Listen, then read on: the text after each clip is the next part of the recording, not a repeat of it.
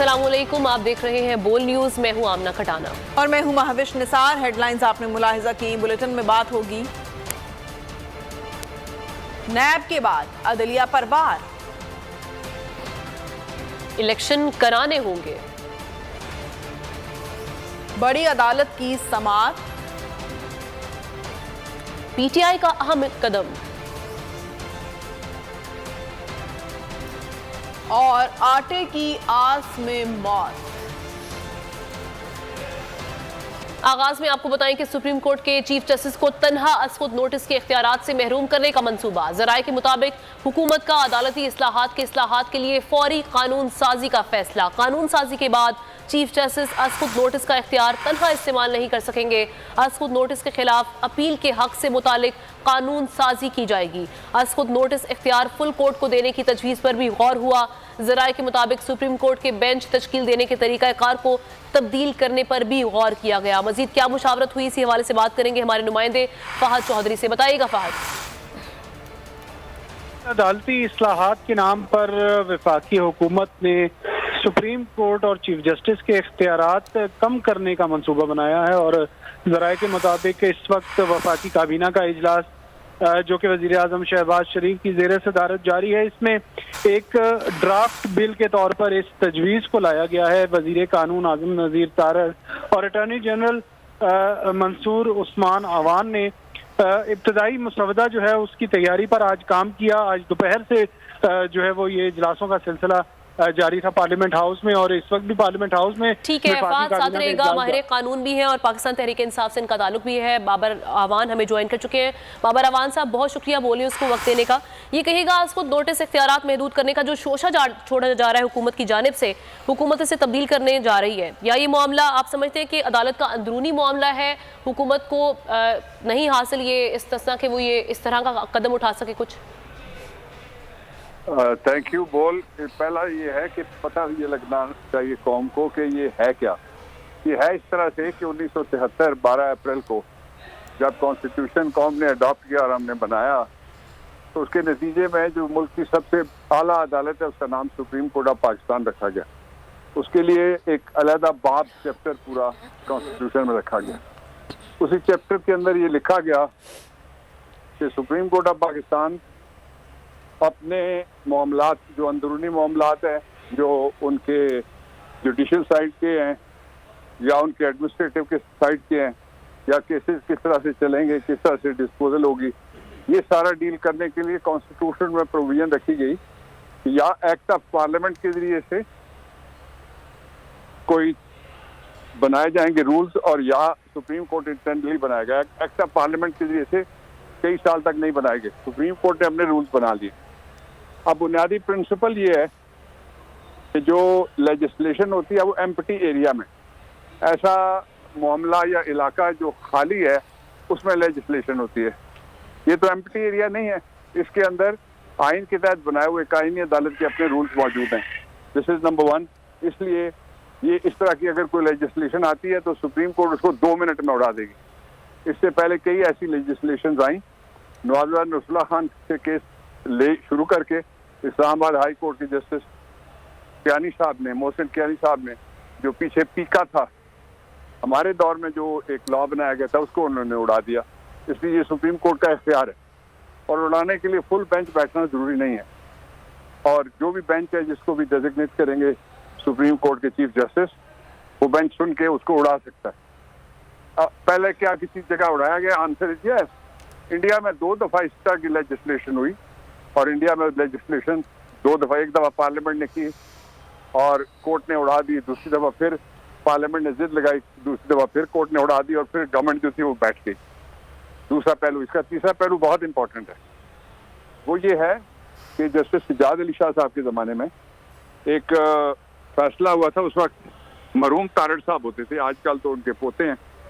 मरहूम तारड़ साहब और वो ब्रीफ केसों की कहानी लगी और एक जो सुप्रीम कोर्ट ऑफ बेंच है 2 हिस्सों में तकसीम हो गया। एक बेंच बैठा हुआ था चीफ जस्टिस की क़यादत में यहाँ पे, और दूसरा बेंच जाके बैठा। मलिक असद अली केस लोगों को नहीं पता लग सका ये मलिक असद अली थे भी या नहीं थे। उन्होंने जाके सुप्रीम कोर्ट के चीफ जस्टिस को हटा दिया। फर्क ये है कि इस वक्त जो माइनॉरिटी व्यू वाले जजेस थे उनमें से एक जज जो जिनका ताल्लुक बलूचिस्तान से है, उन्होंने आज खुल के कहा है कि इलेक्शन तो 90 दिन के अंदर होंगे। अब जो अगली बात है बहुत इंपॉर्टेंट जानने वाली वो ये है कि इस कोर्ट के पास है क्या। इस वक्त फैसला हो चुका, 9 जजेस बैठे थे, उसमें से कुछ जजेस ने फैसला किया कि हम अब मुख्तलिफ वजूहात देखें कि हम नहीं बैठेंगे। उनके जाने के बाद सुप्रीम कोर्ट ऑफ पाकिस्तान के चीफ जस्टिस ने यहाँ बेंच बनाया, 5 जजेस ने फैसला दिया, वो मेजॉरिटी फैसला मौजूद है।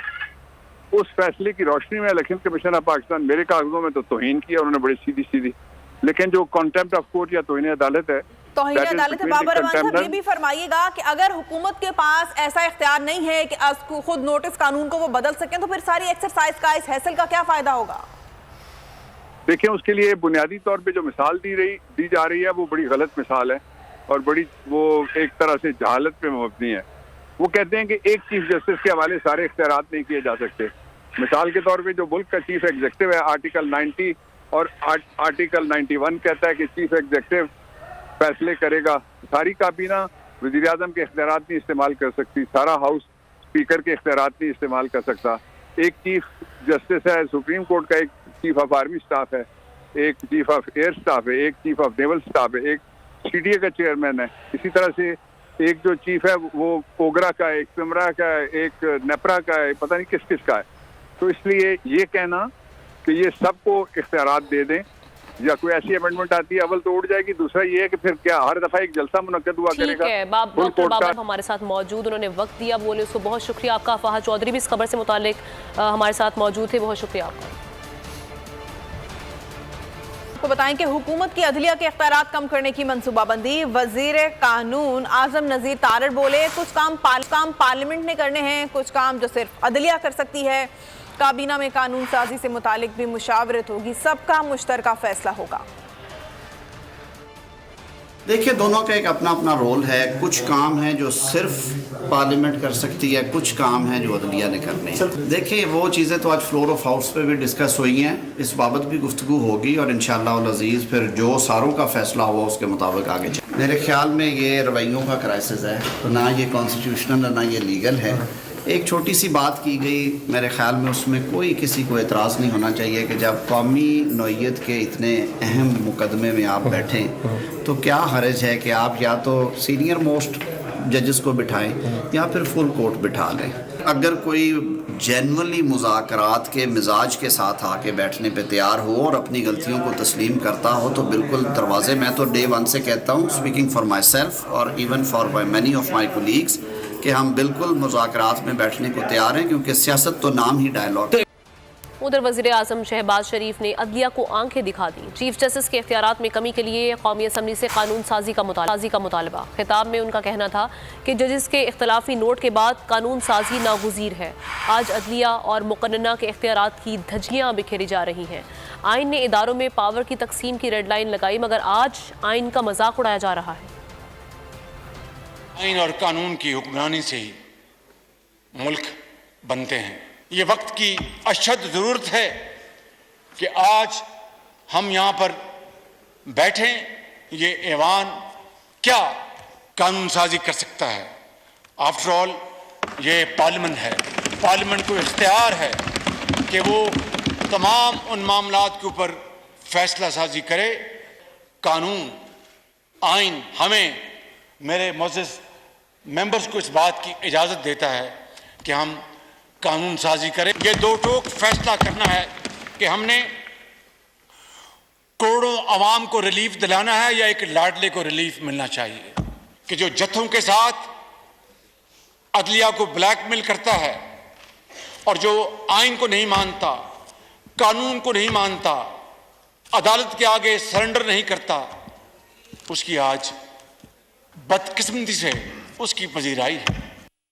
बड़ी अदालत में बड़े केस की समाअत। सुप्रीम कोर्ट इलेक्शन इल्तिवा केस में चीफ जस्टिस सुप्रीम कोर्ट के अहम रिमार्क्स। कहा, जमहूरियत के लिए इंतखाबात जरूरी हैं। सादा सा सवाल है, इलेक्शन कमीशन तारीख आगे कर सकता है या नहीं? इलेक्शन कमीशन का इख्तियार हुआ तो बात खत्म हो जाएगी।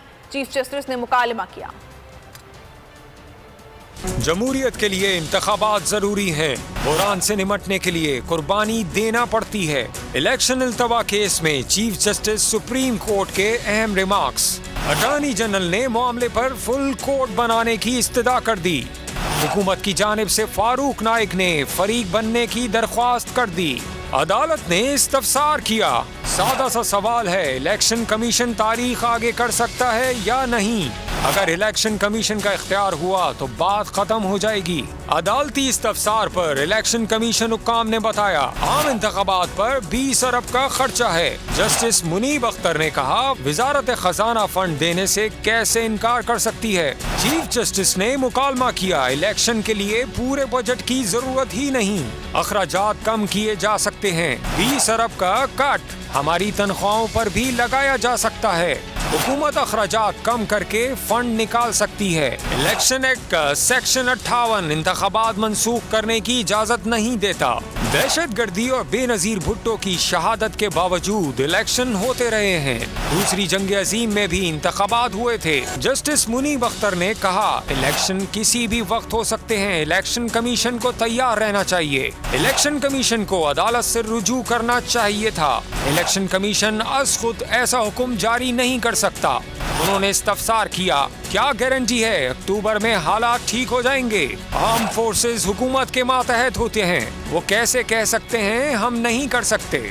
जस्टिस एजाजुल हसन ने चीफ इलेक्शन कमीशन से खुद कहा था 4 माह में इलेक्शन करवा सकते हैं। अटॉर्नी जनरल ने कहा मर्दमशुमारी अभी जारी है। चीफ जस्टिस ने कहा मर्दमशुमारी के बाद 4 माह हल्का बंदी में भी लग सकते हैं। जस्टिस ने मुकालमा किया सियासी दर्जे हरारत ज्यादा होगा तो मसाइल बढ़ेंगे। मुआशी हालात देखें, आटे के लिए लाइन लगी हुई है। आपस में दस्तो गिरेबां होने के बजाय इन लोगों का सोचें।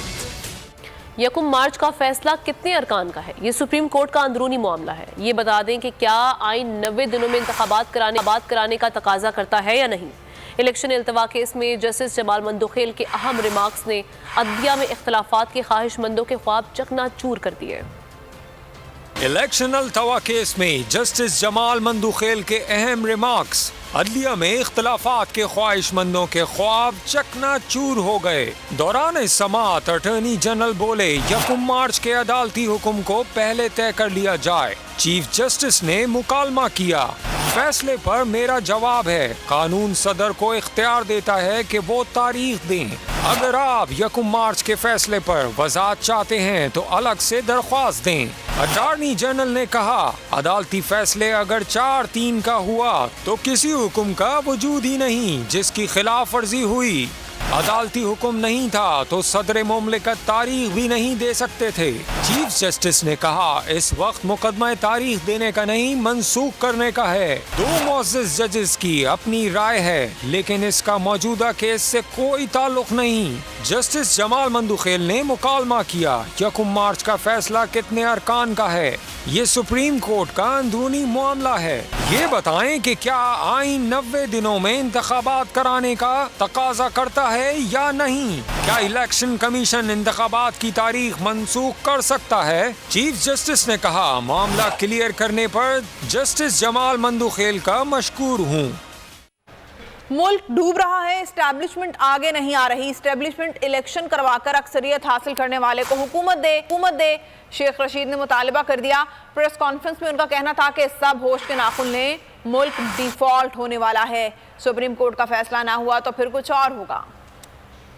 एस्टैब्लिशमेंट तो न्यूट्रल है, इसमें कोई शक नहीं, लेकिन मैं ये चाहता हूँ कि एस्टैब्लिशमेंट मदाखलत करे। ये शेख रशीद की ख्वाहिश है। मुल्क डूब रहा है, एस्टैब्लिशमेंट इन सब बिठाए, इलेक्शन कराए और अक्सरियत जिसके साथ हो उसको हुकूमत दे और मामलात को ठीक कर ले। अल्लाह के बाद अब सुप्रीम कोर्ट जो है वो आखिरी सहारा है। सुप्रीम कोर्ट ही आईनी बका है। अगर सुप्रीम कोर्ट का फैसला ना हुआ तो कुछ और होगा, तुम जलील और रुसवा हो जाओगे। ना तुम्हें IMF से मिल रहा है, ना तुम्हें UAE तुम्हारी तरफ देख रहा है, ना सऊदी अरब देख रहा है। 10 बंदे आटे में मर गए हैं। राना सनाउल्लाह पागल हो गया, इसका दिमागी टेस्ट कराओ। इधर जो पागलों का अस्पताल है ये टोक खब्बे के आगे, उसका दिमागी तवाज़न कराओ। वो खाना जंगी कराना चाहता है। पहले भी उसने मिनाजुल कुरान में हामला बेटियों को कत्ल किया है। बच नहीं सकेगा, अल्लाह की पकड़ में आएगा। अगर आपको ये वीडियो पसंद आई है तो हमारे चैनल को सब्सक्राइब करें और बेल आइकन को प्रेस करें। तो नजर आ रहा है सामने लिखा हुआ है जुल्म मिटने के लिए, दो चीजों से मिटेगा भाई। एक, अदल की कुर्सी पे जो लोग बैठते हैं ना, वो अदल के हिसाब से फैसले करने लगे। दूसरा, कौम निकल खड़ी हो जुल्म के खिलाफ, तो जुल्म खत्म हो जाएगा। या इन दोनों में से कोई एक चीज हो जाए या दोनों हो जाए। अगर 420 का मुकदमा था, उस वक्त अदलिया में जो लोग बैठे हुए केस देख रहे थे, वो पूछते ना यार चीट हुआ कौन है। जब उनको दिखता कोई चीट नहीं हुआ, केस खत्म कर देते। तो जालिम जुल्म कर ही नहीं पाता। 9 जजेस ने नोट बिफोर किया मेरे केस को यार, 1.5 साल चला। शख्सी जमानत का केस, सेम केस इस्लामाबाद में कर दिया। एक ही इल्जाम पे 2 केस हो नहीं सकते भाई। मतलब 60 दिन का वक्त होता है, 102 दिन के बाद मैं जीत गया, केस बरी हो गया, 102 दिन के बाद अपील फाइल की, एक्सेप्ट कर ली। नहीं करते ना एक्सेप्ट, खत्म हो जाता ना जुल्म यार। भरी अदालत में मुझे बरी कर दिया, फिर पता नहीं क्या हुआ, 2.5 घंटे बाद का नोट बिफोर, मैं नहीं सुनता ये केस। खड़े रहते अपने फैसले, मिट जाता जुल्म। अल्लाह ताला ने बिठाया इन कुर्सियों पे इनको यार, ये अल्लाह ताला की तरफ से फैसले करने हैं। तो या तो ये फैसले आएंगे, जुल्म मिट जाएगा, या कौम खड़ी हो जाएगी जुल्म के खिलाफ।